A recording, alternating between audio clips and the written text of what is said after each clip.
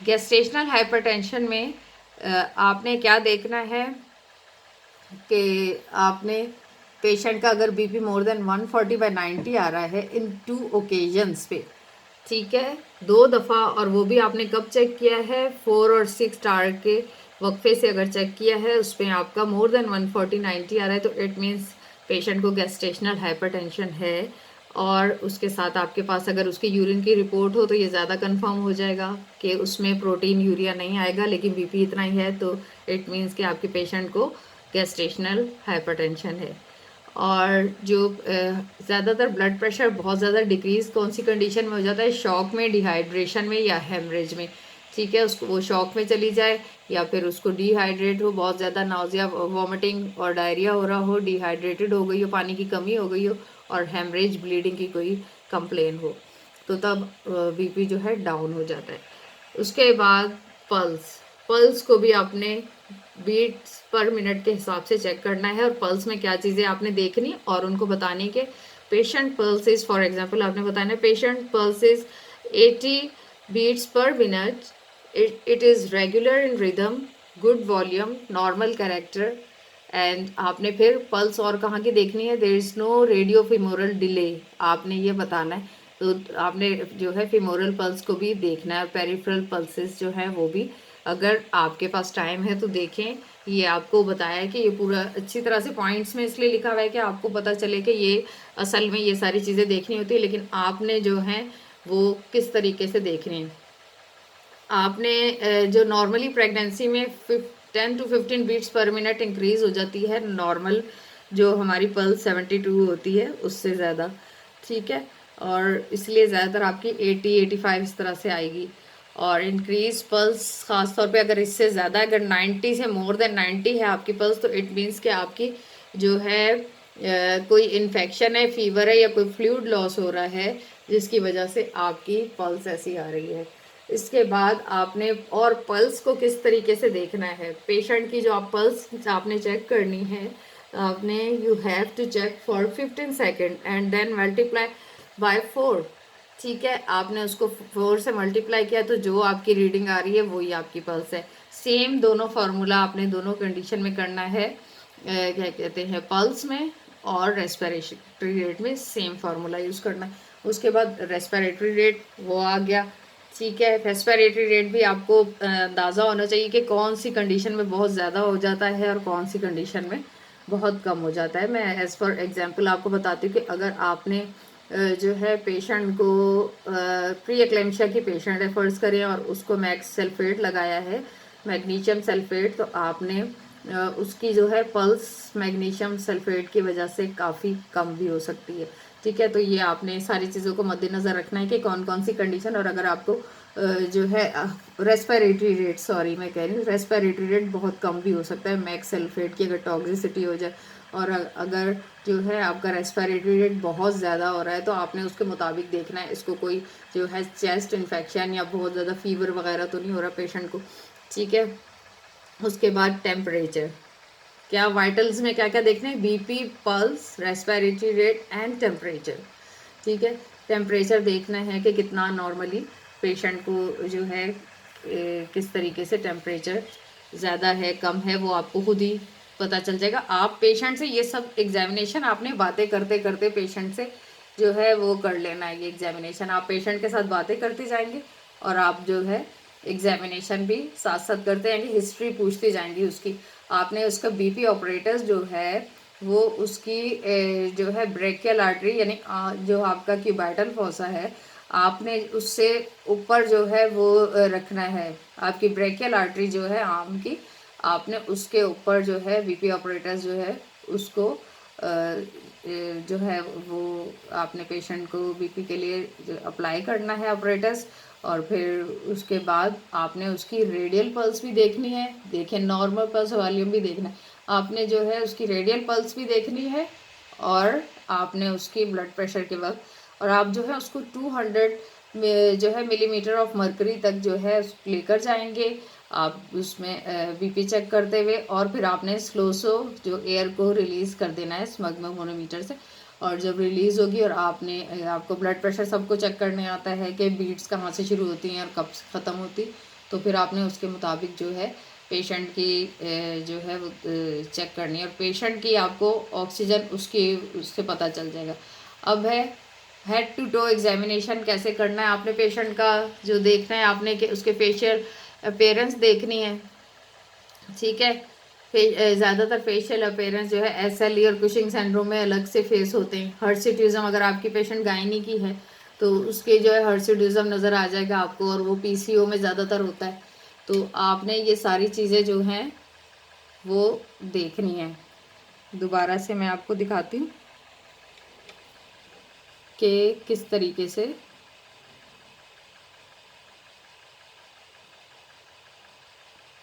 ठीक है।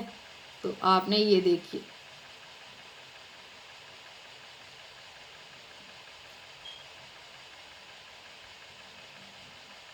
ठीक, फेशियल अपीयरेंस उसकी देखनी है। हर्सिटिज्म ज़्यादातर जो है चेहरे पे बाल या हाथों पे आपको बाल पेशेंट के बहुत नज़र आएंगे। पीसीओ की कंडीशन डायग्नोज आ जाएगी आपके माइंड में। अगर जो है हाइड्रेशन स्टेटस कैसे चेक करेंगे, अगर पेशेंट अपनी हिस्ट्री दे रही है बहुत ज़्यादा, उसको वॉमिटिंग डायरिया होता है, और जो है अगर patient in case of gynae अगर किसी कीमोथेरेपी पे है तो वो डिहाइड्रेटेड सी होगी, उसकी पेरियोडेंटल भी आपने उसका जो है पेशेंट को कहना है कि आप अपना जो है मुंह खोलें। वो अपना माउथ ओपन करेगी तो आपको उसकी जो है टीथ की आपको उसके हाइजीन का पता चल जाएगा कि पेशेंट की पेरियोडेंटल कोई डिजीज़ तो नहीं है इसको, और इसकी हाइजीन कैसी। और साइन ऑफ मेल न्यूट्रिशन, अगर तो लो बीएमआई है पेशेंट का या उसको एनीमिया है तो इससे आपको अंदाज़ा हो जाएगा कि ये मेल न्यूट्री पेशेंट है। उसके अलावा सोमोटाइटस, अगर पेशेंट में फॉलिक एसिड की डेफिशिएंसी होती तो सोमोटाइटस हो सकता है, ग्लोसाइटस हो सकता है, एंगुलर चिलियाइटिस हो सकता है, और कॉलिनिकिया आयरन डेफिशिएंसी एनीमिया में आपको मिलेगा कि स्पून शेप आपकी जो your patient have spoon shape nails, then we call it koilonychia, everybody know it. और फिर उसके बाद जो है आपने और क्या पेशेंट से एक बहुत इंपॉर्टेंट क्वेश्चन करना है, आपने उससे वाटर यूज़ का पूछना है पेशेंट से। आपने पूछना है कि आप जहाँ पे आप रहते हैं वहाँ कैसा पानी आता है, वहाँ क्या बॉयल वाटर है, या फिर आप कैसा पानी इस्तेमाल करती हैं, बॉयल यूज़ करती हैं या फिर जो है नलके से जो आम आ रहा होता है वो यूज़ कर लेती हैं। तो पेशेंट आपको बता देगी और आपको उसकी जो है हाइजीन का पता चल जाएगा कि पेशेंट जो है पेशेंट को कोई डिजीज़ तो नहीं। और वाटर का क्वेश्चन क्यों करते हैं ज़्यादातर, क्योंकि पानी के ज़रिए अगर आप उबला हुआ पानी या फिल्टर पानी इस्तेमाल नहीं करते तो पेशेंट में ये एनीमिया की पेशेंट में इस तरह की कंडीशन हो सकती है। ज़रूर आप सवाल करें पेशेंट से कि जो है वॉर्म इन्फेस्टेशन जो है वो इसी तरीके से जो है बॉयल पानी नहीं करके जो लोग पीते हैं अनबॉयल, उनको हो सकते हैं। या फिर एक और कंडीशन के अगर आपके जो है पेशेंट को आप पूछेंगे उससे उसकी बाउल हैबिट्स के बारे में, और कि कहीं उसको वॉर्म इन्फेस्टेशन तो नहीं है, और उसकी कोई पेशेंट की कोई ऐसी आदत तो नहीं है उसकी मुल्तानी मिट्टी या चिकनी मिट्टी या कुछ भी जो है ऐसी उसको क्रेविंग तो नहीं होती कुछ इस तरह की चीज़ें खाने की। तो इससे आपको अंदाज़ा हो जाएगा कि वॉर्म इन्फेस्टेशन पेशेंट को है या नहीं है। एनीमिया की वजह क्या ये वॉर्म इन्फेस्टेशन है? एनीमिया की बहुत सी वजूहत होती हैं, और इवन के पेशेंट आपको अक्सर जो है वो वर्मॉक्स टेबलेट खाने की हिस्ट्री भी दे देगी, ऐसा भी होता है अगर पेशेंट काफ़ी समझदार होती है। उसके बाद आपने पेशेंट के जो दूसरे एग्जामिनेशन करने हैं उसमें ब्रेस्ट एग्जामिनेशन, सीवीएस और सीएनएस और रेस्पिरेटरी एग्जामिनेशन आ जाते हैं, और आपने वो भी पेशेंट के देखने होते हैं कि किस तरीके से अदर सिस्टमिक एग्जामिनेशन। उसमें आपके आ जाएगा कार्डियोवास्कुलर एग्जामिनेशन। कार्डियोवास्कुलर एग्जामिनेशन में आपने हार्ट रेट एंड रिदम देखना है पेशेंट का, हार्ट साउंड देखने हैं S1 एंड S2, और एडिशनल साउंड मरमर रब या गैल्प तो नहीं हो रहा। तो आपने इसमें क्या करना है, सीवीएस में मेन आपने हार्ट रेट और रिदम आपको पता होना चाहिए, S1 S2 होना चाहिए, और आपने अपेक्स बीट आपकी ऑप्स पेशेंट में अपेक्स बीट आपकी जो है नॉर्मली जो फिफ्थ इंटरकॉस्टल स्पेस पे आपको मिलती है जो है मिड क्लेविकुलर लाइन पे, तो आपकी थोड़ी सी उससे ऑप्स के पेशेंट में, क्योंकि वो बेबी के एब्डोमेन जो है डिस्टेंशन की वजह से बेबी की वजह से आपको जो है उस थोड़ी सी डाइवर्ट अपनी जगह से मिलेगी उस अपेक्स बीट, ये याद रखिएगा। और आपने ये आपको पता होना चाहिए कि कहाँ कहाँ पे आपने ऑस्कल्टेशन के लिए स्ट्रेंथ रखना है, पल्मोनरी एरिया पे, कार्डियक एरिया पे, ठीक है। और अपेक्स बीट पर आपने जो है जितनी भी वेल्व हैं, पल्मोनरी, कार्डियक, ट्राइकस्पिड और अपेक्स, बस ये याद रखना, इन पे आपने, आपको चाहे इतना अच्छा एग्ज़ाम करना आता हो या नहीं, लेकिन आपको अगर प्लेसेस पता होंगी तो आपने शो करना है, ऑस्कल्टेट करना है, कोई भी पॉइंट भूलना नहीं। कभी कभी हम इतने कंफ्यूज होते हैं कि हम अगर एक हमने एग्जामिनेशन कर लिया तो हम दूसरा भूल जाते हैं कि हमने क्या कहते हैं, कभी कभी हमसे ऑस्कल्टेशन वाला मरहला रह जाता है। तो इनको आप प्रैक्टिस करें। जर्नल फिजिकल एग्जामिनेशन बहुत इंपॉर्टेंट है, जो कि हमारी रूटीन में नहीं होता। I know about all, I know कि मेरे जो है डॉक्टर कोलीग्स कम्युनिटी हैं, हमें जर्नल फिजिकल एग्जामिनेशन की इतनी आदत नहीं होती। ये जर्नल फिजिकल एग्जामिनेशन की हमें कब आदत होती है, जब हम अपने 3rd ईयर या 4th ईयर के प्रॉफ में होते हैं, तब हमें जो है आदत होती है, सही है। या न्यू हम जो है हाउस जॉब में जाते हैं, लेकिन पीजीज को इतनी नहीं होती आदत। और क्या कहते हैं, सिर्फ हिस्ट्री लेते हुए पीजीज जो हैं वो एक सरसरी सा कर लेते, इतना ज़्यादा उससे नहीं करते। लेकिन जब हाँ एग्जामिनेशन, जब हमारे एग्ज़ाम करीब आते तो हम बहुत इस पर गौर कर रहे होते। और इसके अलावा चलो, अगर हमने अपनी ट्रेनिंग के दौरान और ट्रेनिंग के फ़ौरन बाद एग्ज़ाम हम दे देते हैं तो फिर भी हमें जर्नल फिजिकल की आदत होती है। लेकिन अगर हम ट्रेनिंग के दौरान, ट्रेनिंग हमने कर ली है, हमने एग्ज़ाम दिया, फिर हम अपनी प्राइवेट जॉब पे लग जाते हैं, तो फिर वहाँ पर हमारे पास प्राइवेट में इतने पेशेंट्स आते हैं, और प्राइवेट में सिस्टम कुछ अलग होते हैं कि वहाँ पर आपके पास नर्स होती है, और वो पेशेंट का वेट और जो है वो वेट, टेम्परेचर और उसका बीपी, पल्स, ये जो है नर्स चेक करके देती है आपको, और आपने सिर्फ जो है उसको ओपीडी में बाकी उसकी हिस्ट्री पूछकर और उसका एग्जामिनेशन करना होता है।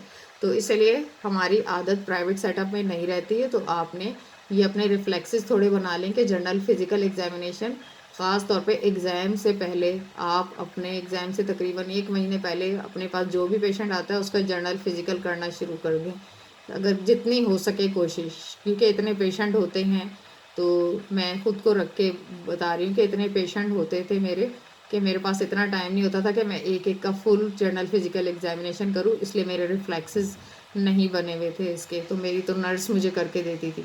तो ऐसा बहुत सौ के साथ हो सकता है, तो इन चीज़ों का ख्याल रखना है।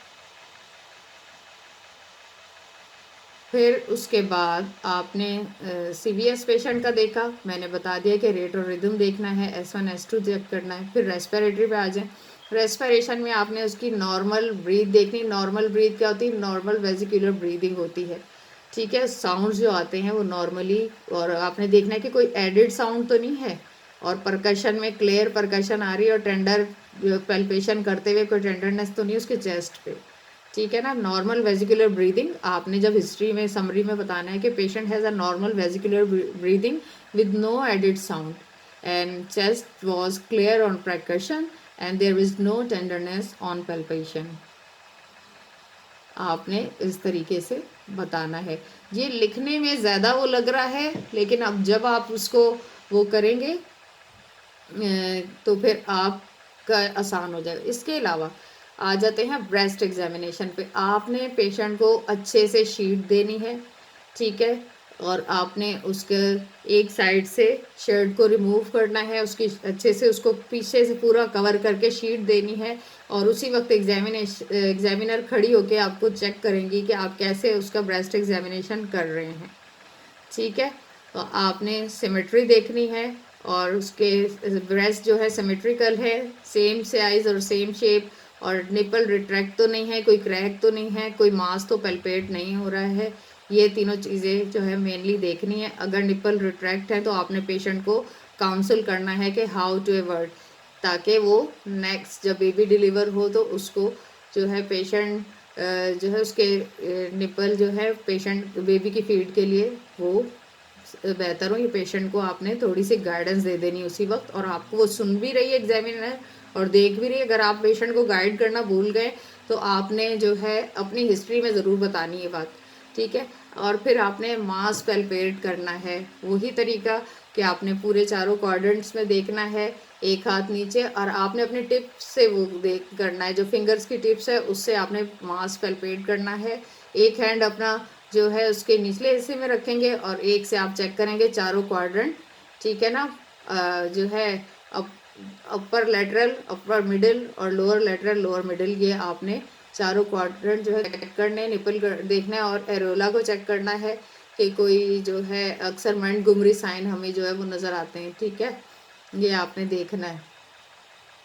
उसके अलावा और आपने क्योंकि कभी कभी जो है पेशेंट, अक्सर पेशेंट ऐसी भी होती हैं जो वो ब्रेस्ट फीडिंग ही करवा रही थी तो दूसरी उनका बेबी प्रेग्नेंट हो जाती हैं वो, और फिर जो है उस इस तरीके से उसके कभी कभी हमें पेशेंट हिस्ट्री देती है कि वो ऑलरेडी फीड करा रही है या फिर जो है उसने फीड छुड़वा दी। ये सारा पेशेंट को गाइड करना होता है और जल्दी जल्दी उसकी हिस्ट्री भी लें और उससे ये सारी बातें पूछे कि उसने बेबी, जो उसके प्रीवियस बेबी हैं, उनको ब्रेस्ट फीडिंग करवाई थी या नहीं करवाई थी। अगर आपको रिट्रैक्टेड निपल्स मिल रहे तो आपने ये सारी चीज़ें, कोई क्रैक तो नहीं है, ये सब देखनी, सिमेट्री तो एसिमेट्रिकल तो नहीं है। आपने इस सारे इसमें आपने एक्सिलरी लिम्फ नोड में भी चले जाएंगे आप चेक करते करते, और उसके जो है एक्सिलरी लिम्फ नोड जो है एंटीरियर, पोस्टीरियर और जो है एक्सिलरी जो है, आपने उसकी सारी पेशेंट की लिम्फ नोड भी चेक करनी है। और तरीका जो है सारी बुक्स में दिया हुआ है कि किस तरीके से आपने पेशेंट का हैंड जो है अपने हाथ पे रखना है, एक हाथ पे, और जो है दूसरे आपने, अगर आपने पेशेंट का राइट हैंड से आप एग्जामिनेशन कर रहे हैं तो पेशेंट का जो हैंड है अपने लेफ्ट हैंड पे रखेंगे और आपने राइट से एग्जामिनेशन करना है और अच्छे तरीके से जो है वो पल्पेट आप करेंगे, और ताकि जो है आपका एग्जामिनेशन वो ठीक हो जाए। उसके बाद आपने क्या करना है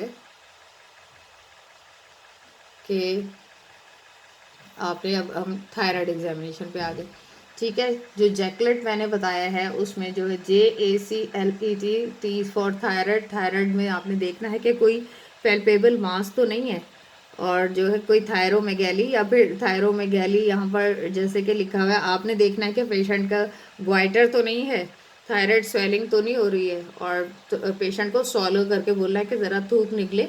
अगर आपको नहीं भी थायराइड का सही से एग्जाम आता, आपने इस तरह से 2-3 पॉइंट सीख कर जाने, ताकि जो है पेशेंट जब वो करेगी, फिर आपने पेशेंट को जो है गेट एंड स्पाइन भी देखते हैं पेशेंट का चलते हैं कि उसको वो चल रही कैसे है, ये भी एक पॉइंट है, ये आप पेशेंट से करवाएं या नहीं कराएं, सिर्फ ये जो है सीखने के लिए।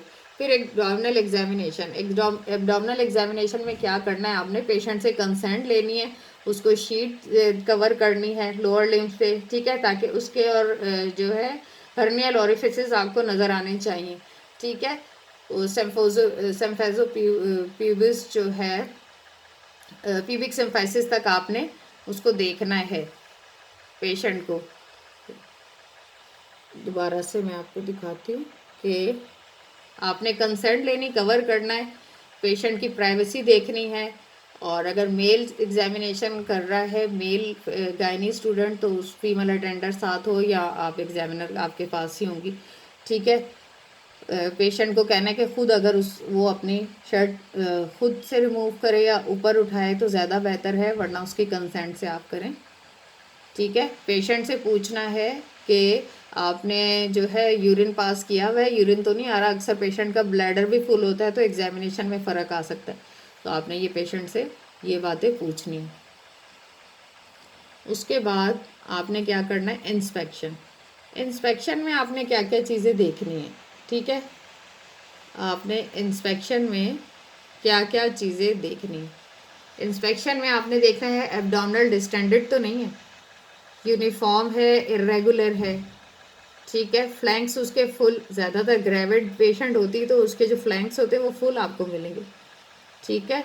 और ये देखना है कि जब वो रेस्पिरेशन लेती है, ठीक है, पेशेंट जो है सांस लेती है तो वो उसके एब्डोमेन कैसे मूव कर रहा है, पूरे 4 जो 9 क्वाड्रेंट्स है उन सब में देखना इक्वली है कि नहीं, ठीक है। पोजीशन ऑफ अम्ब्लाइकस आपने देखनी कि वो सेंट्रली प्लेस्ड है या डेविएटेड अपवर्ड है या डाउन है। अक्सर अपवर्ड जो होती है वो हर्निया, किसी को अम्ब्लाइकल हर्निया पेशेंट को प्रीवियस सी सेक्शन वगैरह में हो हो तो अम्बिलिकल हर्निया की वजह से हो रही होती है। फिर अम्बिलिकस की शेप देखनी है आपने कि इन्वर्टेड है और उसके फ्लश और इन्वर्टेड है क्या है। स्कार देखने, अगर प्रीवियस पेशेंट ने हिस्ट्री दी है कि मेरा ऑपरेशन हुआ है, अगर आप उससे जो है हिस्ट्री लेना भूल गए तो आपने स्कार देख के फ़ौरन आपको हिस्ट्री का पॉइंट याद आ जाएगा। तो इंस्पेक्शन बहुत ज़्यादा इंपॉर्टेंट है। स्कार देखना है, स्कार की लेंथ क्या है, और स्कार लॉन्गिट्यूडनल है, ट्रांसफर्स है, फेनेंस्ट्रियल है, जो हमारे जो सिजेरियन सेक्शन हमारे ऑप्स के पेशेंट में ज़्यादातर जो है ट्रांसफर्स या फेनेंस्ट्रियल इंसिशन दिया जाता है और वो भी उसी का स्कार मिलता है। अगर किसी पेशेंट का लॉन्गिट्यूडनल स्कार हो तो मोस्टली हो सकता है उसकी लेप्रोटमी किसी और वजह से हुई थी, ठीक है। कभी एक्टोपिक प्रेगनेंसी की हिस्ट्री भी पेशेंट आपको देगी, और कभी जो है पेशेंट आपको इंटेस्टाइनल ऑपरेशन वगैरह की लेप्रोटमी का जो है लॉन्गिट्यूडनल होगा स्कार। और इसके अलावा सिजेरियन में भी लॉन्गिट्यूडनल स्कार हो सकता है अगर बहुत ज़्यादा इमरजेंसी हो कि बहुत इतना फीटल डिस्ट्रेस हो कि आपने फ़ौरन ऐसा सेटअप के जहाँ ज़्यादा इतनी सहूलियात ना, आपने जल्दी से उसको लॉन्गिट्यूडनल जो है इंसिशन जल्दी और जल्दी ओपन हो जाता है। लेकिन बेस्ट तो ट्रांसफर्स या फेनेंस्ट्रियल ही होता है, ताकि पेशेंट की कॉस्मेटिक जो है उसके लिहाज से भी और इम्पोर्टेंस है इसमें। लेकिन अगर कुछ पेशेंट का सिजेरियन सेक्शन लॉन्गिट्यूडनल ख़ास तौर पे बहुत पुराना या किसी का पेरीफेरी में हुआ हो, कहीं गांव वगैरह से पेशेंट आते हैं तो वहाँ पेरीफेरी में ज़्यादातर जो है इतने बंदोबस्त और इंतज़ाम नहीं होते, तो वहाँ जो है लॉन्गिट्यूडनल इंसिशन भी आपको मिलेंगे कभी कभी सीज़र के लिए। इसके अलावा लीनिया नेग्रा देखना है, स्ट्राइक ग्रेविडेरम देखना है आपने। जो लीनिया नेग्रा तो उसकी कि ये भी आपने इंस्पेक्शन में देखनी है कि लाइन डार्क है कैसी, और इसको आपने बताना है, मेंशन करना है, ठीक है। विजिबल पल्सेशन या इंगॉर्ज वेन तो आपको नहीं मिल रही है, ख़ासतौर पे लिवर डिजीज़ हो अगर, तो जो है पोर्टल हाइपरटेंशन के साथ पेशेंट हो तो उसके आपको इस तरह से इंगॉर्ज वेन मिल सकती हैं और विजिबल पल्सेशन आपको मिल सकती है। हर्नियल ओरिफिसेस इंग्वाइनल और फीमोलर रीजन में देखने के वो फुल हैं या फिर नहीं, उनमें कोई मसला ना हो। इसके अलावा आप देखेंगे नेक्स्ट, आप ये देखिए एब्डोमिनल एग्जामिनेशन। ये इसके स्ट्राइगैविडेरम आपको नज़र आ रहे हैं सारे पेशेंट के, और आपको लीनिया निग्रा भी नज़र आ रही है। और हाइट ऑफ फंडस आपने कैसे चेक करनी है, मेजरिंग टेप आपके पास होनी चाहिए कि आपने मेजरिंग टेप के जो है सेंटीमीटर वाला जो पार्ट है मेजरिंग टेप का, उसको आपने पेशेंट के एब्डोमेन की तरफ रखना है। और हमेशा फंडस से लोग क्या करते हैं, लोग मेजर कैसे करते हैं, उनको आज तक मेजर करने भी एब्डोमिनल फंडल हाइट नहीं आई है विद मेजरिंग टेप। वो क्या करते हैं, वो फंडस से लेकर और जो है सिम्फेजोफ्यूबस तक रखते हैं, जबकि सिम्फेजोफ्यूबस से लेकर उस फंडस तक करना होता है तो आपकी जो है आपको मेजरमेंट मिल जाएगी। अभी आप देखेंगे कि इसमें किस तरीके से जो है समझाया गया है मेजरिंग करने का तरीका, और आप अच्छे तरीके से दोबारा से ये पॉइंट जो है फिर। और पल्पेशन में आपने क्या देखना है, कंसेंट लेनी है राइट साइड पे पेशेंट के, और अपने हाथ को थोड़ा सा वार्म और रब कर लेंगे, ठीक है। फंडल हाइट लेने का तरीका, उसमें तस्वीर आप देख सकते हैं कि किस तरीके से करते हैं। ये आपको फंडल हाइट का सारा पता होता है प्रोसीजर। और फिर ये ग्रिप्स आ गई, लेटरल ग्रिप्स देखनी पेशेंट की, और पेशेंट की आपने पूरा देखना है कि क्या पोजीशन है, लाए है, ठीक है। और पेशेंट की अगर सेमी फ्लैक्स हो तो यूट्रस ज़्यादा रिलैक्स हो जाता है अगर उसकी लेग्स, वरना आप वैसे भी चेक कर सकते हैं, ठीक है। और फिर उसके बाद आपने फंडस देखना है अपने अल्नर बॉर्डर ऑफ हैंड से। फिर फंडल हाइट जो है वो कौन कौन सी कंडीशन में इंक्रीज हो जाती है और कौन कौन सी कंडीशन में डिक्रीज मिलेगी आपको। जो इंक्रीज है वो अगर आपके पेशेंट की रॉन्ग डेट्स आपको बता रही है वो, ठीक है, या उसको पॉलीहाइड्रोमिनास हो गया है, शुगर की पेशेंट है, या फिर किसी और कंडीशन की वजह से हुआ है, या फिर मल्टीपल प्रेगनेंसी है, या मैक्रोसोमी यानी बेबी जो है उसका ज़्यादा वज़न है, तब आपको जो इस तरीके से मिलेगी। फुल ब्लैडर अक्सर पेशेंट का होता है तब भी इंक्रीज आपको गर्थ मिलेगी, ठीक है। फाइब्राइड विद प्रेगनेंसी में भी आपको जो है गर्थ ज़्यादा मिलेगी। फिर आपने देखना है डिक्रीज कौन सी कंडीशन में आपको मिल रही है। डिक्रीज अगर आपका बेबी IUGR है यानी कि वो लेस देन 4 वीक्स का अगर फ़र्क हो बेबी के जो नॉर्मल गेस्टेशनल एज है उसकी फंडल हाइट में, और जो पेशेंट का आपकी गेस्टेशनल एज आपको बता रही है, अगर फ़र्ज करें कि 34 वीक्स बता रही है लेकिन उसका आ रहा 30 वीक्स है फंडल हाइट चेक करने पे, तो इट मीन्स के 4 वीक्स का डिफरेंस है और बेबी IUGR है, intrauterine growth restriction. Then check if there is patient telling you wrong dates or what, why is the abdominal fundal height is decrease। फिर आपने देखना है मोस्ट ऑफ द टाइम के ओलिगोहाइजिमिनास या जो है amount of Likert if less than हो, वो आप क्लिनिकल भी चेक कर सकते हैं कि आपको जो है बेबी जो है वो आपको उसकी वो आपको फील हो सकते हैं उसके पार्ट्स एब्डोमेन पे, और एब्डोमेन थोड़ा हाइट होगा और आपको पता चल जाएगा कि जो है, और हिस्ट्री भी पेशेंट अक्सर लीकिंग की हिस्ट्री आपको देती है, या फिर आप IUGR डायग्नोज कर लेते हो, उसमें भी ओलिगोहाइड्रोमिनास होता है, कोई भी कंजेनिटल एबनॉर्मेलिटी हो सकती है। अक्सर बेबी जो है IUD होगा तब भी आपको डिक्रीज हाइट मिलेगी। पेशेंट अपने वीक ज़्यादा बता रही है लेकिन फंडल हाइट कम है, फीटल हार्ट सुनाई नहीं दे रहा है, तो इट मीन्स इंट्रायूट्राइन डेथ हो चुकी है बेबी की IUD। देन ट्रांसफर स्लाई, अगर पेशेंट के ट्रांसफर स्लाई है बेबी का तो फिर भी आपको जो है वो मिलेगी, डिक्रीज मिलेगी फंडल हाइट। इसके अलावा अगर इफ़ यू पेशेंट के मोलार प्रेगनेंसी है या प्रॉम हो चुका है, अभी मैंने कहा कि अगर लीकिंग की हिस्ट्री के साथ आई है पेशेंट तो तब भी आपको जो है क्या मिलेगा, उसकी फंडल हाइट डिक्रीज मिलेगी। तो ये पॉइंट जो है बहुत ज़्यादा इम्पॉर्टेंट है, बस यही आप अगर पॉइंट्स अपने माइंड में रख लेंगे, यही चंद पॉइंट के इंक्रीज़ कौन कौन सी कंडीशन में हो सकती है और डिक्रीज़ कौन कौन सी कंडीशन में हो सकती है फंडल हाइट, तो आपको बहुत। अब ये मेजरिंग टेप का बताया था कि आपने समफेजो फंडल हाइट से लेके, और आपने देखिए समफेजो फंडल हाइट से लेंगे आप टेप को और आपने फंडस तक लेकर जाना है। तो ये आप ये देखिए मेजर करने का तरीका, एब्डोमेन जो है वो मेजर करने का तरीका मैंने आपको बता चुकी हूँ पहले, किस जो है सेंटीमीटर को नीचे रखेंगे और आपने कर लिया, परमिशन लेंगे, मार्क देखेंगे उसकी, फिर फंडल और फिर जो है ग्रिप्स आ जाती हैं। लीपोल्ड ग्रिप क्या होती है कि आपने पेशेंट का जो है वो देखना है कि भाई कौन सी लाए कौन सा, आपने लेटरल ग्रिप जो करते पैल्पेट जेंटली विथ फिंगर्स, ठीक है। आपने इसमें बेबी का हेड